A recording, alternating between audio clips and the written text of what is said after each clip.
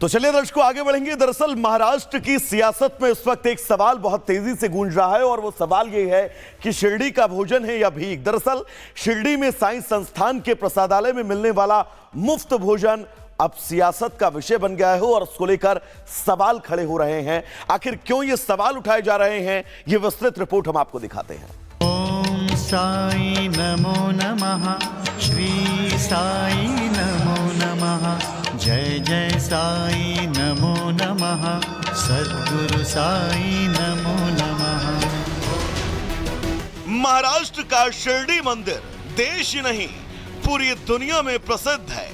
देश दुनिया के श्रद्धालु यहाँ साईं भगवान के दर्शन कर आशीर्वाद पाते हैं। शिरडी मंदिर की एक खासियत है कि यहाँ तमाम श्रद्धालुओं के लिए मुफ्त भोजन की व्यवस्था है। साईं मंदिर के प्रसादालय में मुफ्त भोजन मिलता है, लेकिन साईं मंदिर के मुफ्त लंगर को लेकर अब एक नई बहस छिड़ गई है। बीजेपी नेता सुजय विखे पाटिल ने मुफ्त भोजन के खिलाफ जंग छेड़ दी। पूर्व सांसद सुजय विखे पाटिल ने शिरडी में एक कार्यक्रम को संबोधित करते हुए कहा कि महाराष्ट्र के सभी भिखारी शिरडी में जमा हो गए हैं। पूरा देश शिरडी साईं प्रसादालय में फोकट का खाना खा रहा है। अख्खा देश येऊन फुकट जेवतोय। भिकारी सगळे महाराष्ट्राचे इथं गोळा झाले। सुजय विखे ने साईं मंदिर के प्रसादालय में मिलने वाले मुफ्त भोजन को पेड किए जाने की वकालत की। भोजन के लिए 25 रुपए वसूलने का सुझाव भी दिया। प्रसादालयामध्ये आपण मोफत जेवण देऊ राहिले, 25 रुपये केलं पाहिजे। पूर्व सांसद ने सुझाव भी दिया कि संस्थान को स्थानीय बच्चों की शिक्षा पर खर्च करना चाहिए, न कि मुफ्त भोजन पर। संस्थांनी हा विचार केला पाहिजे की आपण इथं काय करत आहोत, कशासाठी करत आहोत, आणि म्हणून आम्ही आपल्याला आवर्जून विनंती करेल की शिर्डीची अर्थव्यवस्था मी जी स्वप्न पाहिले की मुलं शिकले तर पाहिजेच। सुजय पाटिल ने कहा कि राधा कृष्ण विखे पाटिल ने जो जमीन संस्थान को मुफ्त दी है, हमने संकल्प लिया है कि अगले 3 साल में उस जमीन में 100 करोड़ का क्रिकेट स्टेडियम बनना ही चाहिए। आपण जो संकल्प केलेला आहे की जी जमीन माननीय नामदार राधाकृष्ण विखे पाटील साहेबांनी संस्थानला मोफत दिली, त्या जमिनीवर पुढच्या 3 वर्षांमध्ये 100 कोटी रुपयाचं क्रिकेट स्टेडियम उभारलं गेलं पाहिजे म्हणजे पाहिजे। सुजय पाटिल ने साईं संस्थान पर बयान देकर एक नई बहस छेड़ दी। पाटिल के इस बयान के बाद सियासी पारा अब चढ़ने की पूरी उम्मीद है। आपको बता दें कि शिरडी का साईं मंदिर कमाई के मामले में देश में प्रमुख स्थान रखता है। जानकारी के मुताबिक 25 दिसंबर से 2 जनवरी के बीच शिरडी मंदिर को करोड़ों की कमाई हुई। वहीं लाखों भक्तों ने इस दौरान मुफ्त प्रसाद और मुफ्त भोजन का लाभ भी उठाया। पाटिल के बयान को शिरडी संस्थान कितना सीरियस लेता है और इसको लेकर अब सियासी पारा कितना हाई होगा, इस पर अब सबकी नजरें टिकी हैं। Bureau report, Republic Bharat. तो दर्शकों, महाराष्ट्र की सियासत में इस पूरे मुद्दे पर आगे क्या कुछ होगा, इसके लिए शायद थोड़ा सा इंतजार करना पड़े, लेकिन अब आगे बढ़ेंगे और आपको विकास की बेल यानी कि रेल से जुड़ी खबर बताएंगे। दरअसल देश भर को इस वक्त विकास की रेल का तोहफा बहुत तेजी के साथ मिल रहा है। कई नई ऐसे रूट हैं जिन रूटों पर ट्रेनें चल रही हैं, कई नए स्टेशन बनाए गए हैं और कई नए ऐसे भवन बनाए गए हैं जो रेलवे परिचालन में मील का पत्थर साबित होने वाले हैं। रिपोर्ट आपको दिखाते हैं।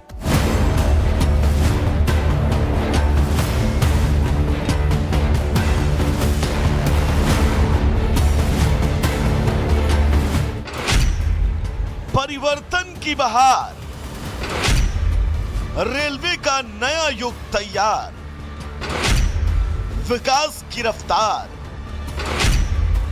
योजनाओं का अंबार।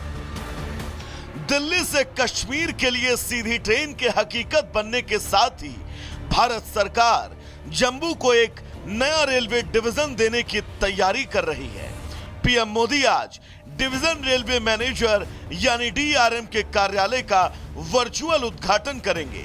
इससे जम्मू कश्मीर, हिमाचल प्रदेश और पंजाब के पठानकोट क्षेत्र की फिरोजपुर डिवीजन पर निर्भरता खत्म हो जाएगी।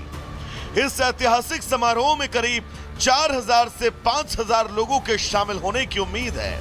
इस फैसले का असर इस बात से समझा जा सकता है रेलवे से जुड़े सभी फैसले डिवीजन स्तर पर लिए जाते हैं और पहले जम्मू कश्मीर, हिमाचल प्रदेश और पठानकोट के लोगों को इसके लिए फिरोजपुर जाना पड़ता था, लेकिन अब डिवीजन का सारा काम यहीं से होगा।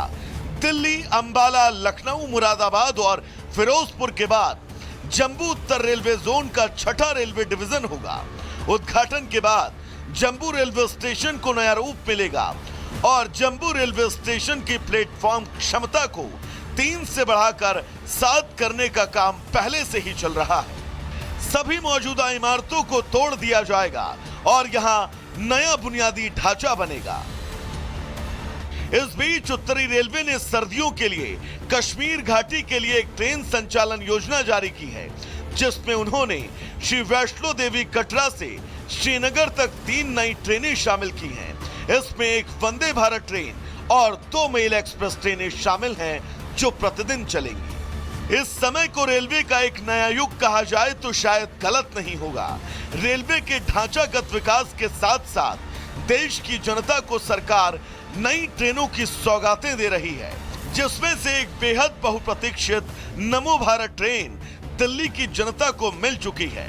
पीएम मोदी ने Delhi Ghaziabad Meerut rapid rail corridor के साहिबाबाद न्यू अशोकनगर सेक्शन का उद्घाटन भी कर दिया है।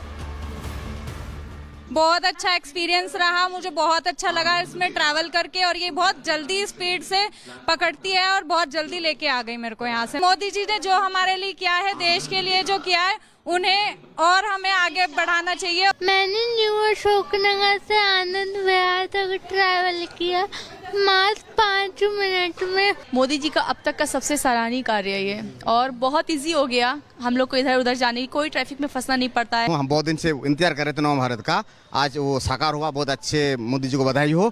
बट इतना फास्ट कन्वीनियंस रहेगा ये पता नहीं था कि 10 मिनट के अंदर ही हम लोग पहुंच जाएंगे। ये बहुत अच्छा डेवलपमेंट है। पहले जो दिल्ली आने में कम से कम मेरठ से यहाँ तक हमें 4 घंटे, 4.5, 5 घंटे तक लगते थे, वही सफर हमारा 40 से 45 मिनट में कवर हो जाएगा। ये दूसरी उपलब्धि है और बैठे हुए बैठने में आराम लग रहा है। हाँ, बहुत कंफर्टेबल है।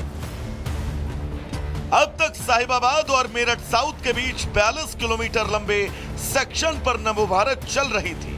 अब नमो भारत कॉरिडोर के 55 किलोमीटर लंबे खंड पर हाई स्पीड ट्रेन चलने लगेगी। इस खंड में कुल 11 स्टेशन होंगे।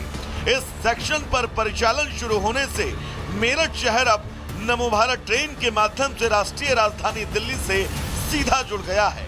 यात्री न्यू अशोकनगर से मेरठ साउथ तक सिर्फ 40 मिनट में यात्रा कर सकेंगे। मकसद साफ है कि मोदी सरकार विकास की रफ्तार में देश के किसी भी हिस्से को नहीं छोड़ना चाहती। यही वजह है कि अब योजनाओं के केंद्र में न सिर्फ महानगर हैं, बल्कि वो शहर और कस्बे भी हैं जो विकास की दौड़ में कहीं पीछे छूट गए थे। Bureau report, Republic Bharat.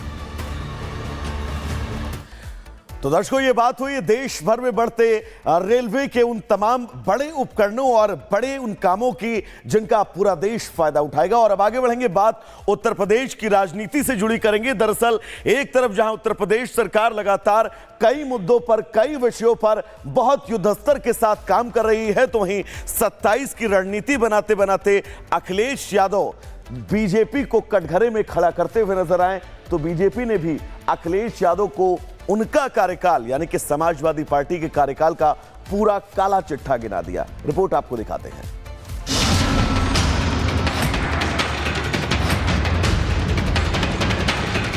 UP के मुख्यमंत्री योगी आदित्यनाथ अपने कठोर फैसलों के लिए जाने जाते हैं, चाहे वो माफिया गुंडे पर एक्शन हो या अतिक्रमण पर कार्रवाई।